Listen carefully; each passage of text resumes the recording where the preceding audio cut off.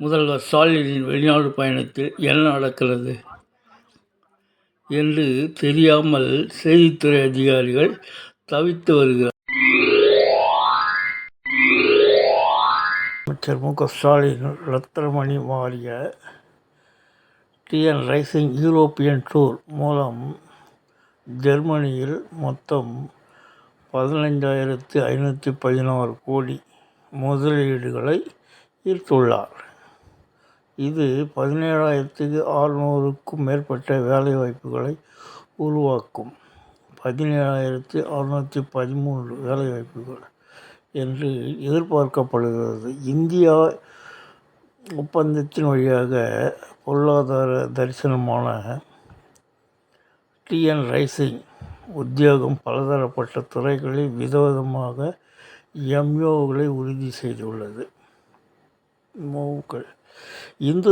Induja group பேட்டரிகள் Induja group Ashok Layland நிறுவனத்தில் குரூப்புகள். இவை பேட்டரியில் இயங்கும் பேருந்துகளை தயாரிக்கிறது. அதனுடைய லண்டன் கம்பெனியில் பேட்டரி சேமிப்பு முறை 7,500 கோடி முதலீடுகள் செய்ய ஒப்பந்தமாகி உள்ளது. அதேபோல் ஆஸ்ட்ராஜெனிகா சென்னையில் உள்ள global innovation and technology centre பொருளாதாரத்தில் விரிவாக்க 176 கோடி முதலீடு செய்துள்ளது. இது அண்மை காலமாக 3வது முதலீடாம் தமிழ்நாட்டில். அதுக்கடுத்து பிரிட்டானியா ரைஃபை டெக்னாலஜிஸ் 520 கோடி முதலீடு. வில்சன் பவர் டிஸ்ட்ரிபியூஷன் டெக்னாலஜிஸ் மறுபடியும் 300 கோடி. இது 543 பேர் வேலை கிடைக்குமாம். அலாய்ட்ஸ் லீஸ்ட் இன்டெலிஜென்ஸ் சென்னையில் குளோபல் கெப்பாசிட்டி சென்டர் உருவாக்க புரிந்துணர்வு ஒப்பந்தம். அதற்கடுத்து ரோல்ஸ் ராய்ஸ் ஏரோஃபேஸ் மையம் மற்றும் விரிவாக்கம் நடைபெற உள்ளது.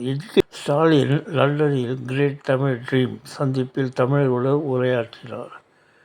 அவர் அக்டோபரில் ஆக்ஸ்போர்டில் சமூக தலைவர் ஆக்ஸ்போர்ட் யூனிவர்சிட்டியில் பெரியார் படத்தை திறந்து வைத்தார். இந்நிகழ்வு செல்ஃப் ரெஸ்பெக்ட் இயக்கத்தின் 100ஆண்டு விழா அமைந்தது. ஆக்ஸ்போர்ட் யூனிவர்சிட்டியின் ஹால்கள் கூடங்களை வழங்கி எடுத்துக்கொண்டு அதில் நீங்கள் எல்லாம் செய்து கொள்ளலாம். அப்படித்தான் ஆக்ஸ்போர்ட் யூனிவர்சிட்டியில் இவர்கள் ஹாலை வாடகை எடுத்து அதில் அவரே பெரியாரின் படத்தை திறந்து வைத்திருக்கிறார். அந்த படம் அங்கே இருப்பதற்கு அவர்கள் ஆண்டுதோறும் கட்டணம் செலுத்த வேண்டி வருமாம். இது செய்தி. அதற்கடுத்து லண்டனில் டாக்டர் அம்பேத்கருக்கு மரியாதை செலுத்தினார்.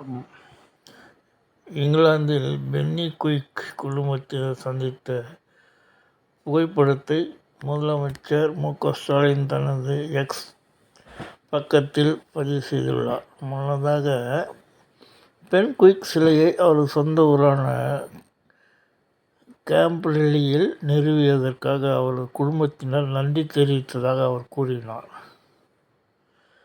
இது குறித்து முதலமைச்சர் மு.க.ஸ்டாலின் கூறியிருப்பது, முல்லை பெரியார் அணை தந்து நம் மக்களின் மனங்களில் நிறைந்து வாழும் கர்னல் ஜான் பென்குயிக் அவர்களது சிலையை அவரது சொந்த ஊரான கேம்பிரில்லி நகரில் நிறுவியதற்காக அவரது குடும்பத்தினரும் செயின்ட் பீட்டர்ஸ் தேவாலயத்தைச் சார்ந்தவர்களும் நன்றி தெரிவித்தனர்.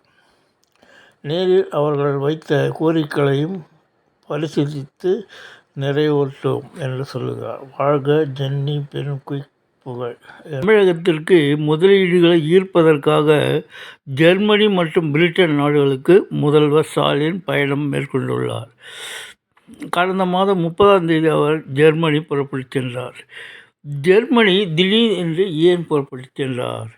ஜெர்மனிக்கு அழைத்தது யார்?